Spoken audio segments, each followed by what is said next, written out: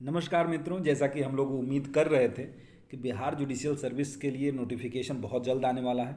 वो नोटिफिकेशन अब आ चुका है और इसकी जानकारी हो सकता है कि आप लोगों को हो भी चुकी हो, और अगर नहीं हुई है तो उसके बारे में हम लोग इस वीडियो में पूरा डिटेल में चर्चा करने वाले हैं। पदों की संख्या क्या है, किस कोर्ट में कितना है, कब उसकी लास्ट डेट है, कब से फॉर्म भरा जाना है और कौन कौन सी फॉर्मेलिटीज़ उसमें देखनी है, उन सब चीज़ों पर चर्चा इस वीडियो के अंतर्गत होगी। तो शुरुआत करते हैं। तो सबसे पहले ये देख लेते हैं कि आखिर पदों की संख्या कितनी है। आप देख रहे हैं कि 155 यानी 155 पद नोटिफाइड हुए हैं, जो घट बढ़ सकते हैं। उसमें अभी फ़िलहाल 155 है, तो 155 मान के चलते हैं। अब आप देख सकते हैं कि उसमें अनरिजर्व कैटेगरी में कितने हैं, ईडब्ल्यूएस में कितने हैं, एससी की कितनी है, एसटी की कितनी है, ओबीसी की कितनी है। तो इस तरीके से ईबीसी की कितनी है, आप पदों की संख्या आप देख रहे हैं। और उसमें जो महिलाओं के लिए 35% रिजर्व सीट है, उसके बारे में देख सकते हैं कि किस में कितनी सीट है। तो आप 155 सीटों में से 50 सीट जो है महिलाओं के लिए रिजर्व हो जा रही है उसी कोटे में। तो चलें आगे बढ़ते हैं हम लोग। तो इस तरीके से हम देखेंगे कि इसके लिए क्वालिफ़िकेशन क्या होनी चाहिए। तो क्वालिफ़िकेशन के लिए कोई बात नहीं है, ये किसी भी मान्यता प्राप्त विश्वविद्यालय से लॉ की डिग्री आपके पास होनी चाहिए। उम्र सीमा देख लेते हैं। तो उम्र सीमा के लिए ये है कि आपकी उम्र 1/8/2022 से 1/8/2019 को 22 से 35 वर्ष के बीच में होनी चाहिए। मतलब आप इतना समझ लीजिए कि जब आप फॉर्म 2023 में भर रहे हैं तो इसमें आपकी उम्र 38 ईयर से अधिक नहीं होनी चाहिए। कैलकुलेट कर लीजिएगा, मतलब 35 लिखा है तो 35 नहीं है, क्योंकि 35 ईयर आपको 2019 में 35 ईयर से ज़्यादा नहीं होना चाहिए। 1/8/2019 को, मतलब 19 के बाद 20 हुआ, 21 हुआ, 22 हुआ, तो 38 साल तक के लोग इसमें अप्लाई कर सकते हैं जो जनरल कैटेगरी के होंगे। उसके अलावा अन्य कैटेगरी में क्रमशः छूट रहती है, उसको आप लोग देख लीजिएगा।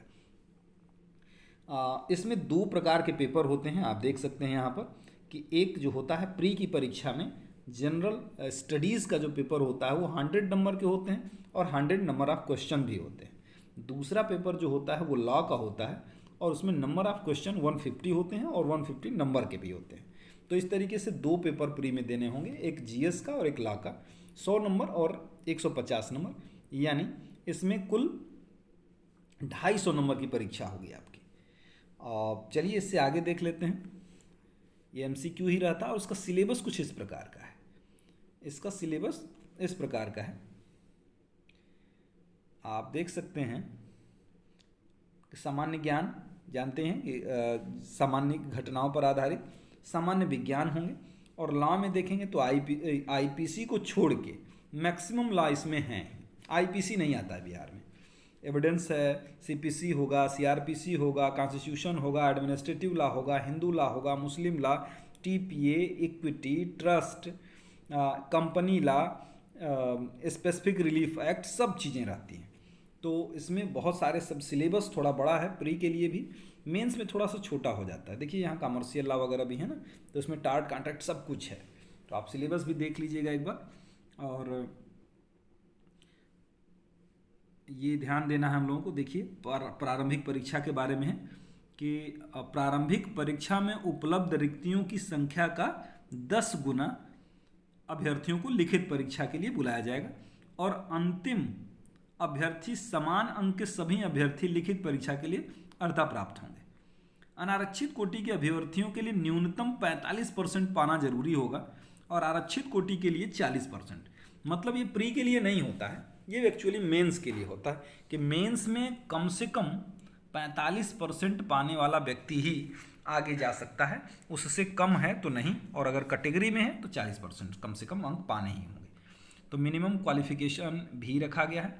और ये चीज़ और यहाँ पर ध्यान दीजिएगा, एक सेकेंड, ये रूल प्री के लिए भी है, ये प्री के लिए है 45 और 40% वाला।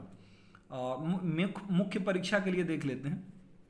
मुख्य परीक्षा में ध्यान देना है कि ये जो अनरिजर्व कैटेगरी है और जो रिजर्व कैटेगरी है उसमें अंतर 5% से अधिक का नहीं होना चाहिए। देखिए मैं फिर से पढ़ देता हूँ पूरा नोटिफिकेशन। लिख रहा है कि उच्च न्यायालय को यह अधिकार होगा कि आयोग की लिखित सहमति से लिखित परीक्षा हेतु किसी विषय का अर्हतांक या सभी विषयों का अर्हतांक निर्धारित करे। महिला एवं अस्थि विकलांग अभ्यर्थियों सहित आरक्षित श्रेणी के अभ्यर्थियों के लिए सामान्य वर्ग के अभ्यर्थियों से प्रत्येक सिद्धांत विषय के लिए 5% कम न्यूनतम अर्हतांक होंगे एवं कुल प्राप्तांकों से 5% कम न्यूनतम अर्हतांक होंगे। मतलब जहां ये कह रहा है कि ऐसा नियम बनाया जा सकता है कि जो जनरल कैटेगरी की जहां मेरिट आ रही है, कैटेगरी वाली मेरिट उससे 5% से ज़्यादा नीचे नहीं होगी। और इसी बात को लेके पिछली वैकेंसी में बहुत टेंशन भी हुई थी, कई सारे बच्चों को इस बात से ऐतराज़ भी था।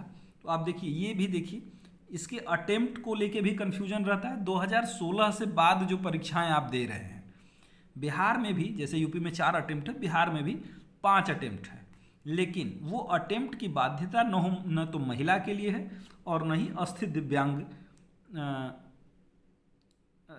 व्यक्तियों के लिए है। लिखा है ना कि आलोक में महिला एवं अस्थि दिव्यांग सहित आरक्षित श्रेणी से भिन्न अभ्यर्थियों की परीक्षा में, मतलब रिजर्व कैटेगरी में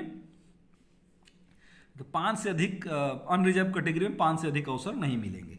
चलिए आगे बढ़ते हैं फिर। और रिटन एग्जाम और इंटरव्यू का नंबर मिला के सिलेक्शन होगा। मेंस परीक्षा के लिए आप देख रहे हैं कि ये सारे सब्जेक्ट जो आपको हैं, खैर इसकी ज़रूरत अभी तो नहीं है, लेकिन फिर भी आप जो देख रहे हैं सारे सब्जेक्ट, इसमें कुछ कंपलसरी होते हैं। जैसे ये सारे पेपर तो सबको देने ही हैं, लेकिन इन 5 में से 6, 7, 8, 9, 10 वाले में से कोई 3 सब्जेक्ट चुनना होता है। आप अपनी सुविधा अनुसार जिस सब्जेक्ट पर आपका अच्छा कमांड हो वही चुनिएगा, क्योंकि बहुत सारे अफवाहें आप लोगों को मिलेंगी कि ये स्कोरिंग सब्जेक्ट है, ये स्कोरिंग सब्जेक्ट नहीं है। पिछले 2-3 वैकेंसियों से ये कोई फार्मूला लग नहीं रहा है। जो स्कोरिंग सब्जेक्ट है भी, उसमें भी नंबर कम मिल रहे हैं। तो ये डिपेंड करता है कि आप अच्छा लिखिए। कौन स्कोरिंग सब्जेक्ट है, कौन स्कोरिंग सब्जेक्ट नहीं है, ये मैटर नहीं करता। अगर आप अच्छा लिखेंगे तो नंबर मिलेगा, और चाहे कितना भी स्कोरिंग सब्जेक्ट हो, अगर आप अच्छा नहीं लिखेंगे तो नंबर आपको अच्छे नहीं मिलेंगे। तो आप अपने फेवरेट सब्जेक्ट चुनिएगा जिसमें आपको अच्छा कमांड हो। तो और एक ये भी है कि बिहार जुडिशियल सर्विस में जो 100 नंबर का इंटरव्यू होता है, उसमें से 35% नंबर पाना अनिवार्य होता है। जो 35% नंबर इंटरव्यू में नहीं आता, ऐसा व्यक्ति नियुक्त नहीं हो सकता, चाहे भले ही मेंस में उसका कितना भी अच्छा नंबर क्यों न हो।